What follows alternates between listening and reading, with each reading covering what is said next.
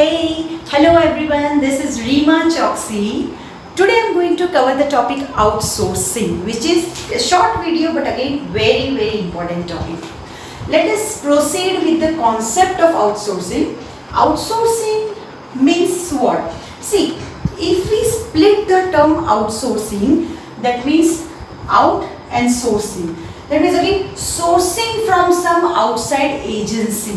Sourcing is giving our work to some other agency, maybe because they are good at that or maybe because we want to concentrate on the core activity of our organization. So simple term, in a layman's language, if you want to understand, outsourcing means getting some work done from external sources rather than doing within the organization. Again I am repeating, getting some work done from external sources rather than doing it within the organization. Now see, practically let us think that way. Suppose you are planning to start a business, right?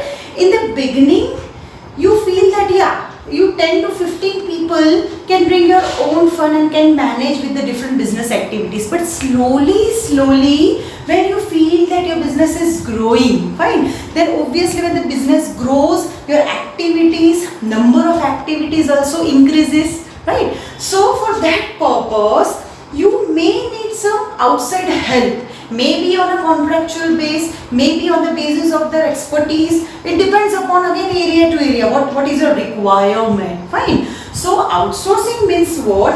Whenever any company, nowadays we can say that more than 100% of the more than 99 or 100% of the company are getting their 50% of the work done from the outside source. Again, it depends upon requirement, right? So outsourcing means sourcing from outside, means getting some work done from external resources rather than doing it within the organization. Now, why this thing is being done? Why we need to take help of the outside source? Simple example of, if we say the hotels, the big hotels, the chain of hotels, or we can take examples of the sanitization. If we take example of obviously the big organization of the hospitals, do you think that they really, whatever activities are going on in those big institutions, big organizations, they are their own employees? No. If we talk about hotels, obviously the hotel infrastructure and the building itself, it belongs to a team, a group of people. But if we talk about the expertise, say the food, the beverage, the hospitality, the sanitization work, the safai karmacharis, all these are being recruited from some other agencies. Fine. So in this way, in short, we can say that, see, outsourcing is required for two purposes. One, definitely when you have to focus on more important activity, the non-core activity can be given to someone else. Fine. So that you can focus on all the big plans.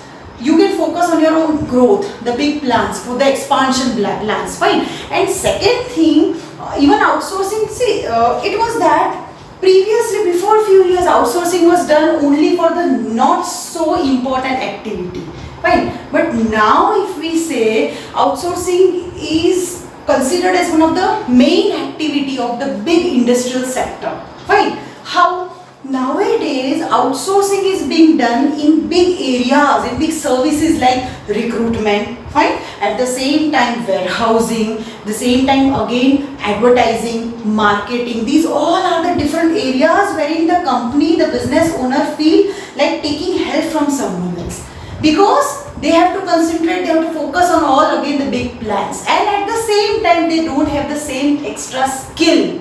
Why marketing? Not necessary one business owner have all skills. So what they do? They hire other people on contractual basis. Suppose some particular, if we talk about two different companies, one hotel, if we talk about one big hotel, and that particular hotel, obviously they will build up the infrastructure. Staff is their own. But again, if they know that they are not good at marketing or advertising, that particular sector or area can be outsourced from other agency, which is actually the main core activity of that particular organization. Fine. So overall we can say that outsourcing means what?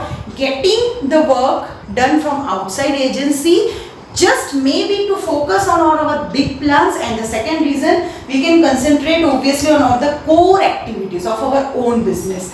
Now if we proceed further with the features of outsourcing activity, coming with the first feature, that is contracting act. So basically we can say in simple term, contracting act means what, or contracting outsourcing company means what? Whenever any of the business organization, if you talk about the big business, the giant business bodies, if we talk about Wipro, if we talk about TCS, they themselves are providing different outsourcing services, maybe in marketing, maybe at the IT level, maybe at the technical department. So obviously, generally, the first and the foremost important feature of outsourcing is what? It is in two different companies enter into contract with each other. Again, tentative, temporary. Once the contract gets over, payment is being done. What are the benefit in this? इसमें benefit क्या है? Obviously, that particular company which is hiring some other company, much of the time is saved, right? They can concentrate because they know my entire marketing, my entire advertising, my entire technical work is done with some other outside expert. So now I can proceed with my B plan, C plan or expansion plan. Right? This was the main purpose. So it is one of the main features is contracting act. Second is non-core activity. Generally, let me tell you, think that way. Non-core activity includes what? Say if you talk about data handling, if we talk about the phone calls, find the BPOs and all, telecalling, if we talk about the maintaining small records, billings and all, these all are the examples of non-core activity. Now again, non-core activity is given to all those small agencies who are good at that, right? Because that is the main activity of those organizations. So second feature of outsourcing is non-core activity like billing, data entry, telecalling, these all work is given to the outside agency, so that again the same organization can focus on the big plan, same organization can save their time, right? So many more benefits are there, we definitely will be discussing in future. And the third and the last feature of outsourcing is processes may be outsourced to a third party. The same example which I gave, processes means what? Nowadays, recruitment, fine.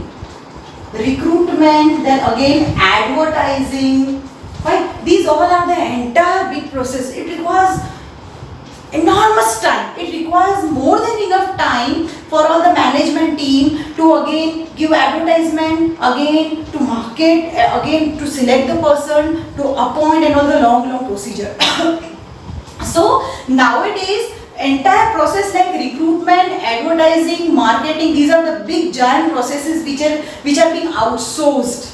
So these entire process is done by outside experts, fine. And the big business owners, they are busy with their own core activity. So this is how they are working all together. So in nutshell, I would say that outsourcing means what?